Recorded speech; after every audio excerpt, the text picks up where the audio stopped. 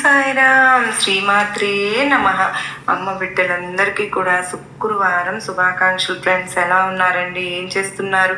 అందరూ బాగున్నారు కదూ? మన అమ్మ దయ వలన అందరూ బాగున్నారని, సుఖంగా సంతోషంగా ఎప్పుడు ఆనందంగా ఉండాలని, అమ్మవారి ఆశీర్వాదం ప్రతి ఒక్కరికి లభించాలని మనస్ఫూర్తిగా కోరుకుంటూ ఈరోజు వీడియో అయితే మొదలు పెడుతూ ఉన్నాను. ఇక ఈరోజు అమ్మవారు అందించే సందేశం ఏంటి అంటే కనుక, బిడ్డ, నన్ను తాకిన ఈ క్షణమే నీ కోసం అంతులేని ఆనందాన్ని తీసుకొచ్చానమ్మా, ఒంటరిగా విను తల్లి అని చెప్పి ఏదో ఒక తెలియని సందేశాన్ని ఈరోజు అమ్మవారు మనకు అందించాలి అని అనుకుంటూ ఉన్నారు.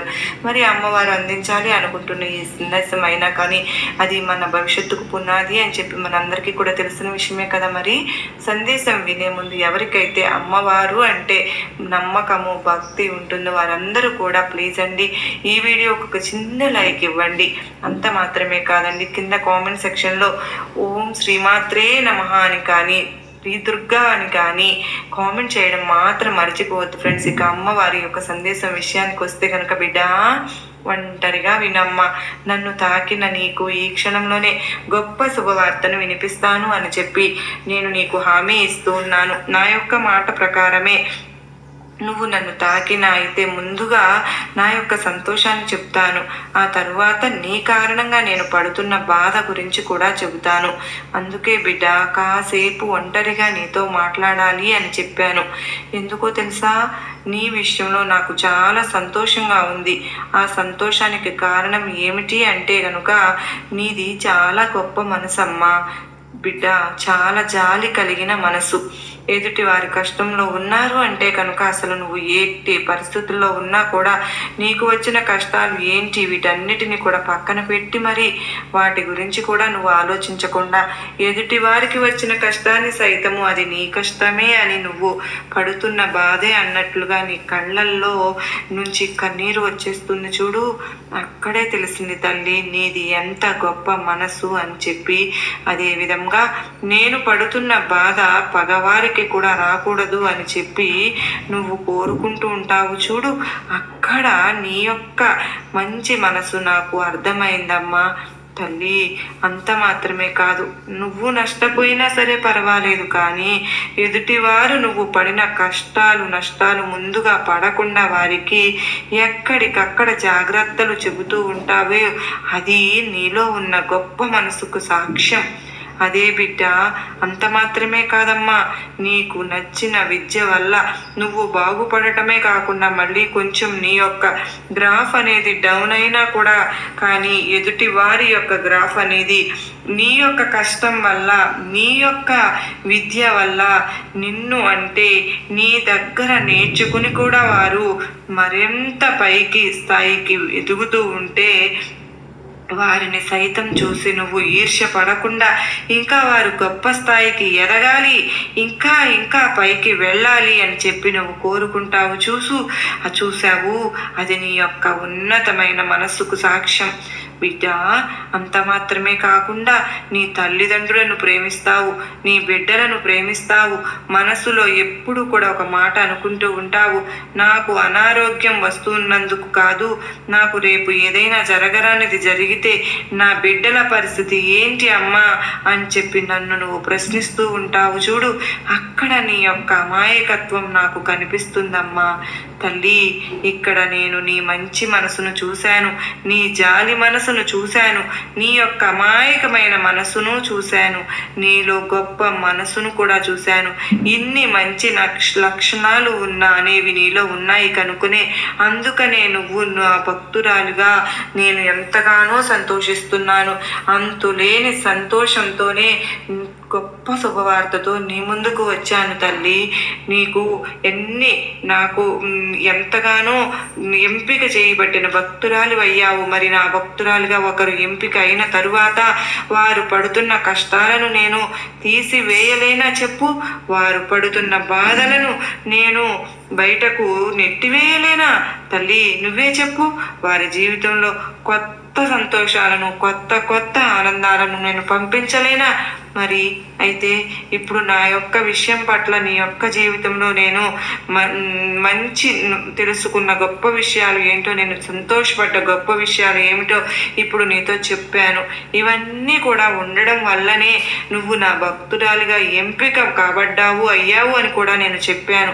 అయితే ఇప్పుడు ఈ దుర్గమ్మ నీ యొక్క జీవితం పట్ల బాధపడుతున్న విషయాల గురించి చెప్తాను, జాగ్రత్తగా వింటావు కదా. మరి తల్లి, నీలో ఉన్న అమాయకత్వం ఉంది చూసావు, ఆ అమాయకత్వం అనేది నువ్వు చిన్న పిల్లలాగా ఉన్నప్పటి నుంచి ఇప్పుడు నువ్వు పెద్ద వయసు వచ్చేంత వరకు కూడా నీ యొక్క అమాయకత్వంలో ఎటువంటి మార్పులు రాలేదమ్మా.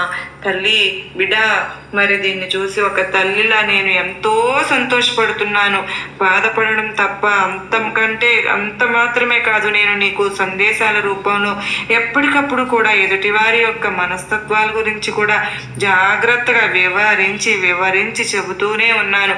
అయినా కూడా పదే పదే నువ్వు ఎదుటివారిని నమ్మి వారి యొక్క మాటలలో పడిపోయి మోసపోయి అందితే జుట్టు అందకపోతే కాళ్ళు పట్టుకునే వారి పట్ల నీ యొక్క శ్రద్ధను చూపించడం చూసి నీ విషయంలో నేను చాలా బాధపడుతున్నాను తల్లి. అయితే ఇక్కడ నువ్వు నన్ను ప్రశ్నించవచ్చు, ఏమిటి అని అంటే, అమ్మా నాకు అన్నీ తెలుసు. అందితే జుట్టు పట్టుకుని కిందకి ఉంచుతారు, అందకపోతే కాళ్ళు పట్టుకుంటారు, వాళ్ళ యొక్క అవసరాలు తీర్చుకోవడం కోసం మాత్రమే నటిస్తున్నారు. వారి యొక్క అవసరాలు తీరిపోయిన తరువాత కనీసం పన్నెత్తి కూడా నన్ను పలకరించరు. ఇదంతా కూడా నాకు తెలిసిన విషయమేనమ్మా. అయినా కానీ నేను వారితో స్నేహంగా ఉంటున్నాను అంటే కనుక దానికి ఒక బలమైన కారణం ఉంది తల్లి. అదేమిటో తెలుసా? మరి నా బిడ్డల విషయానికి వస్తే రేపు మంచి అయినా చెడు అయినా నలుగురిలో విలువగా ఉండాలి అన్న దానికై నాకు వారితో అవసరం ఉంది. ఎందుకు అని అంటే, వారు ఇప్పుడు నన్ను ఏ రకంగా అవసరానికి వాడుకుంటూ ఉన్నారో రేపటి రోజున వారికి కూడా నేను అవసరానికి ఉపయోగించుకోవాలి కదా. మరి వారు నాకు చేసేది ఏమీ లేకపోయినా కూడా నలుగురిలో నా వాళ్ళు అని చెప్పుకునేవారు పక్కన నుంచోవడం వల్ల నా బిడ్డల యొక్క స్థాయి పెరుగుతుంది కదా. ఇవన్నీ కూడా ఆలోచించే నేను ఈ నిర్ణయం తీసుకుని కొన్ని చోట్ల లొంగుతున్నాను అని చెప్పి నువ్వు నాకు చెబుతున్నావు బిడ్డ. అది వాస్తవమే, కానీ నిజానికి వారు నిన్ను చూసి అక్కడికి రారు. ఎందుకంటే నీకంటే ఎక్కువగా సహాయం చేసేది ఎవరు అంటే కనుక అది నీ బంధం. నీ యొక్క బంధాన్ని చూసి మాత్రమే వారు నీ యొక్క అవసరాలు తీర్చడం కోసం వస్తున్నారు. నీ బంధానికి కూడా తెలుసు వారు ఎంతవరకు ఉండాలో అంతవరకే ఉంటారు అని చెప్పి. కానీ ఇక్కడ ఎవరి స్వార్థాన్ని వాళ్ళు చూసుకుంటున్నారు అంటున్నప్పుడు, నీకు నొప్పి కలిగినప్పుడు ప్రశ్నించడంలోనూ, నీకు హాని కలుగుతున్నప్పుడు తప్పించుకోవడంలోనూ నీ యొక్క తెలివితేటలు అనేవి తప్పకుండా నువ్వు చూపించి తీరాలి బిడ్డ. నువ్వు చూపించడం లేదు. మరి ఏది ఏమైనా సరే కానీ నిన్ను నువ్వు నష్టపరుచుకునే వారి యొక్క సంతోషానికి కారణమవుతున్నావు. వారి యొక్క సంతోషానికి కారణం అవుతున్నందుకు నాకు బాధగా లేదు. ఎందుకో తెలుసా? అక్కడ నా బిడ్డ పిచ్చిదైపోతుంది అని చెప్పి బాధగా ఉంది. కానీ ఈ విషయం పట్ల నీ విషయంలో నేను చాలా బాధపడుతున్నాను. ఇప్పటికైనా సరే కానీ అందితే జుట్టు అందకపోతే కాళ్ళు పట్టుకునే వారిని ఎక్కడ ఉంచాలో అక్కడే ఉంచడం నేర్చుకో. ఇది ఏమాత్రము కూడా తప్పు కాదు. ఏంటి దుర్గమ్మ నాతో ఇలా చెబుతూ ఉన్నారు? అందరూ బాగుండాలని అంటారు కదా, కానీ ఎందుకు ఇలా మాట్లాడుతున్నారు అని నీకు అనుమానం రావచ్చు. అయితే దాని గురించి కూడా నేను చెబుతాను, జాగ్రత్తగా విను. అంటే నువ్వు భగవద్గీతలో చదివినా కానీ, రామాయణంలో చదివినా కానీ, భారతంలో చదివినా సరే కానీ, ఎక్కడ చదివినా కానీ, ఎక్కడ విన్నా సరే కానీ, నిన్ను కాదు అనుకుని నిన్ను పక్కన పెట్టి నీకు విలువ ఇవ్వని వారి దగ్గర పదే లొంగితే నీ యొక్క ఆత్మాభిమానానికి అంటే నీలో ఉండే ఆత్మారామునికి నువ్వు ఎంత మోసం చేస్తూ ఉన్నావో ఒక్కసారి ప్రశ్నించుకుంటే నీకు నువ్వైనా సరే కానీ చూసుకోగలుగుతావు కదా. అది చేత కాలేదనుకో ఇక నీ యొక్క జీవితానికే అర్థం ఉండదు అని చెప్పి గ్రహించు బిడ్డ. ఇదంతా కూడా ఇప్పుడు నీకు పూర్తిగా అర్థమైంది అని చెప్పి నేను భావిస్తూ ఉన్నాను.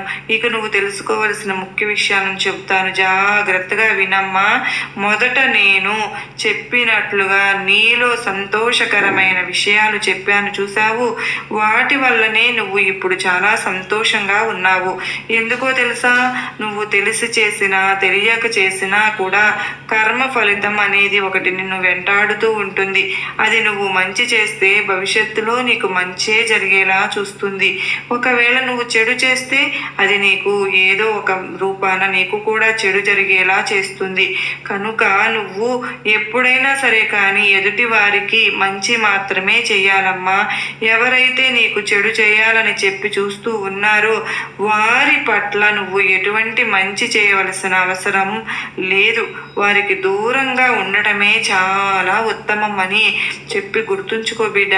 ఇక నువ్వు ఏదైతే తపన పడుతూ ఉన్నావో ఆ పని చేయడానికి కాస్తంత నీకు బద్ధకంగా అనిపిస్తూ ఉంది, కానీ అదేమో తప్పకుండా చేయాల్సిందే. కానీ నీకు దాని పట్ల ఏమాత్రం కూడా ఏకాగ్రత అనేది లేదు. మరి ఈ విధంగా నువ్వు ఏకాగ్రతను చూపకుండా అవసరమైన విషయాల గురించి పక్కన పెట్టి అవసరం లేని విషయాల గురించి అనవసరమైన విషయాలను గురించి మనసును ఎప్పుడు కూడా నెమరు వేసుకుంటూ ఉండడం వల్ల నువ్వు మానసికంగా కృంగిపోవడం తప్ప నువ్వు సాధించేది ఏమీ కూడా ఉండదు అని గుర్తుంచుకో.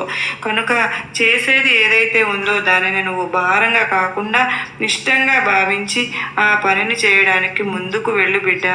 ఎందుకంటే ఆ పనిలోనే కదా నువ్వు ఒక విజయాన్ని సాధిస్తావు. అది నీ యొక్క విధివ్రాతలో రాసి ఉంది కనుకనే ఆ పని వల్ల నువ్వు ఇంకాస్త గౌరవ మర్యాదలు పొందుతావు అని చెప్పి నీ యొక్క విధివ్రాతలో రాసి ఉంది. ఎప్పటికప్పుడు కూడా నువ్వు ఆ పనిని నిర్లక్ష్యం చేస్తూ ఉండటం వల్లనే సంవత్సరాలు అనేవి గడిచిపోతాయే తప్ప నీకు ఏ మాత్రము కూడా ఉపయోగం అనేది ఉండదు. అదే నువ్వు ఆ పని పట్ల శ్రద్ధ పెట్టి దానిని పూర్తి చేసావనుకో, నువ్వు విజయవంతంగా నువ్వు ముగించావు అంటే కనుక నీ జీవితంలో గొప్ప గొప్ప ఘనకార్యాలు నువ్వు సాధించగలుగుతావు. ఇదే వాస్తవం బిడ్డవా. ఇక నీ యొక్క బంధం విషయానికి వస్తే కనుక అతను నిన్ను చాలా ఇబ్బంది పెడుతూ ఉన్నాడు. అతను చాలా చాలా చెడ్డ అలవాట్లకు బానిసయ్యి నిన్ను హింసిస్తూ ఉన్నారు. నువ్వు ఎప్పుడు మంచిగా చెప్పినా కూడా అది ఏమాత్రము కూడా అతని చెవిన పడకుండా అతను పట్టించుకోకుండా పెడచెవిన పెట్టి పెడదారిలో వెళ్తూ ఉన్నాడు. కానీ ఎన్నో రకాలుగా అతనికి నువ్వు మంచి చెప్పాలి అని చూసినా, మంచి నేర్పించాలి అని చూసినా, అతనిని సరైన దారిలో పెట్టాలి అని కూడా చూసినా కూడా కానీ ఏది కూడా నీ వల్ల కావడం లేదు. ఎందుకు అంటే అవతలి వారు మూర్ఖులు కనుక. నీకు ఒక విషయం చెప్పనా, నువ్వు వినే ఉంటావు, అయినా కానీ చెప్పవలసిన సమయం వచ్చింది కనుకనే చెప్తున్నాను. అన్నీ తెలిసిన వారికి చెప్పవచ్చు, ఏమీ తెలియని వారికి కూడా చెప్పవచ్చు. అసలు నువ్వు ఎంత ప్రయత్నించినా కూడా అలా ఏమీ తెలియని వారు ఉంటారు చూసావు. వారిని కూర్చోబెట్టి నువ్వు జాగ్రత్తగా పాయింట్ కూడా చెప్పావు అంటే చక్కగా అర్థం చేసుకుని నిలబడగలుగుతారు. కానీ ఈ మూర్ఖపు జాతికి చెందిన వారు ఎవరైతే ఉన్నారో వారిని మాత్రం నువ్వు అసలు మార్చలేవు. ఎందుకో తెలుసా, వారు పూర్తిగా మూర్ఖత్వంతో నిండిపోయి ఉన్నారు. వారిలో ఒట్టి మూర్ఖత్వం తప్పితే మరి ఏది ఉండదు. కనుక దున్నపోతు మీద వర్షం పడితే ఎలాగైతే అది ఎటువంటి చలనము లేకుండా ఉంటుందో అలాగే నువ్వు ఎన్ని మంచి మాటలు చెప్పినా సరే కానీ అవతలి వారి విషయంలో కొంచెం కూడా మార్పు అనేది రాదు అని గుర్తుపెట్టుకో. మరి అలా అని చెప్పి వారు మరలా అంటే కనుక తప్పకుండా మారతారు. అది ఎప్పుడు చెప్పమంటావా తల్లి? వారి యొక్క కర్మ ఫలితం అనేది ముగిసిన తరువాత మాత్రమే మారతారు. అప్పటి వరకు అనవసరంగా నువ్వు ఇక ఇటువంటి ప్రయత్నాలు చేయనే వద్దు. ఇప్పటికే అతని గురించి ఆలోచించి నువ్వు చాలా శారీరకంగా మానసికంగా చాలా కృంగిపోయావమ్మా. ఇకనైనా సరే కానీ నీ గురించి ఆలోచించుకో. నీకంటే అతను ఎక్కువ నీకు కాదు కదా, నీకు నువ్వే ఎక్కువ కదా, నీ ప్రాణం నీకే ఎక్కువ కదా. నీ బిడ్డలకు అతని నుంచి ఎటువంటి మంచి జరగదు అని చెప్పి నీకు తెలిసినప్పుడు కేవలం నీ బిడ్డలకు నువ్వు మాత్రమే మంచి నేర్పించాలి అని చెప్పి తెలిసినప్పుడు అనవసరంగా నీ యొక్క ఆరోగ్యాన్ని పాడు చేసుకోవడం ఎందుకు చెప్పు. కనుక మూర్ఖులను అలాగే వదిలేసేయి. తెలిసినప్పుడు ఎలా తెలియాలో గట్టిగా అలాగే తెలుస్తుంది. అప్పుడు నువ్వు వద్దు అని చెప్పినా కూడా నీకు సలాం చేసి మరి ఆ రోజే మానివేయవలసింది కదా. ఆ రోజే ఈ చెడు అలవాటుకు దూరం అయితే నా జీవితం ఇలా అయ్యేది కదా అనే అంత గొప్ప మార్పు అనేది వస్తుంది. కంగారు ఏమీ పడవద్దు, అంతా కూడా నీకు మంచికే జరుగుతుంది. ఏది ఎక్కడ ఎప్పుడు ఎలా జరగాలో అలాగే జరుగుతుంది, జరిగి తీరుతుంది. మరి ఇలా జరుగుతూ ఉన్నప్పుడు ఇన్ని కష్టాలు నేను ఎందుకు అనుభవిస్తూ ఉన్నానమ్మా, పడలేకపోతున్నాను ఈ కష్టాలు అని చెప్పి కన్నీరు మున్నీరుగా ఏడుస్తూ ఉన్నావు, ప్రశ్నిస్తున్నావు. అయితే కష్టకాలం ముగిసిపోయింది బిడ్డ. నువ్వు ఎప్పుడైతే తాకావో నన్ను, అప్పుడే నువ్వు నా భక్తురాలిగా నేను నియమించుకున్నానో అప్పటి నుంచే నీ యొక్క కష్టకాలం అనేది దాదాపుగా 100కి 80% అనేది తగ్గిపోయిందమ్మా. ఇక ఈ 20% కూడా ఇక నుంచి పూర్తిగా తగ్గిపోతుంది. నువ్వు వినాలి అనుకుంటున్న శుభవార్త అనేది చాలా ఈ రోజే నీ చెవిన పడబోతుంది. సాయంత్రంలోగా ఏమాత్రం కూడా నిర్లక్ష్యం చేయవద్దు, ఏమాత్రం కూడా నిరాశ చూపించవద్దు. అంతా కూడా నీ మంచి కోసమే జరుగుతుంది. ఏది ఎప్పుడు ఎలా జరిగినా సరే కానీ అది కేవలం నీ మంచి కోసమే నేను జరిపిస్తున్నాను. దేని గురించి కంగారు పడవద్దు, దేని గురించి అతిగా ఆలోచించవద్దు, ఎవరిని కూడా నీ కుప్పెట్లో పెట్టుకోవాలి అనే ప్రయత్నం చేయవద్దు. ఇక్కడ ఎవరికి శాశ్వతంగా ఉండరు బిడ్డ. నీ జీవితం నీకు గొప్పది, కేవలం అది నువ్వు మాత్రమే చూసుకోవాలి. కనుక ఏదైతే పని ఉందో ఆ పని పట్ల శ్రద్ధను పడుతూ ఇష్టంగా ఆ పనిని చేసుకుంటూ ఆరోగ్యాన్ని జాగ్రత్తగా చూసుకుంటూ మానసికంగా దృఢంగా ఉంటూ అంతా కూడా మంచే జరుగుతుంది అని చెప్పి పాజిటివ్గా ఆలోచిస్తూ ఒక సక్రమమైన మార్గాన్ని ఏర్పాటు చేసుకుని అందులో నుంచి నువ్వు పయనిస్తే గనుక నీ యొక్క నిలకడైన దారి ఏదైతే ఉందో ఆ దారి అనేది నీకు దొరుకుతుంది. అంతా కూడా సవ్యంగా జరుగుతుంది. ఇప్పటి వరకు నువ్వు పడిన కష్టాలు ఏవైతే బాధలు ఉన్నాయో ప్రతి సమస్య కూడా నీకు ఒక గొప్ప గుణపాఠాన్ని నేర్పించింది కదా. కనుకనే ఆ గుణపాఠాన్నే పాఠాలుగా నువ్వు వాటిని భావించి వాటి నుంచి నువ్వు గ్రహించినది నేర్చుకుని ఒక్కో అడుగు కూడా చాలా చాకచక్యంగా తెలివిగా వేస్తూ ఉండు, ప్రారంభించు. అప్పుడే నీకు ఒక అందమైన మార్గం అనేది ఏర్పడుతుంది బిడ్డ. ఏది కూడా ఊరికినే జరగదు, ఏ కష్టము కూడా ఊరికినే రాదు. వచ్చేంత వరకు తప్పకుండా ఓర్పుగా భరించాల్సిందే. అలా చాలా వరకు నువ్వు ఓర్పును అనుభవించాను కనుకనే ఇక నువ్వు ఏ కష్టము పడవలసిన అవసరం లేదమ్మా. ఏం నష్టము కూడా జరగదు. నీ కష్టాలన్నీ నష్టాలన్నీ నీకు తీరిపోయాయి. నీకు అంతా కూడా సవ్యంగా సక్రమంగా జరుగుతుంది.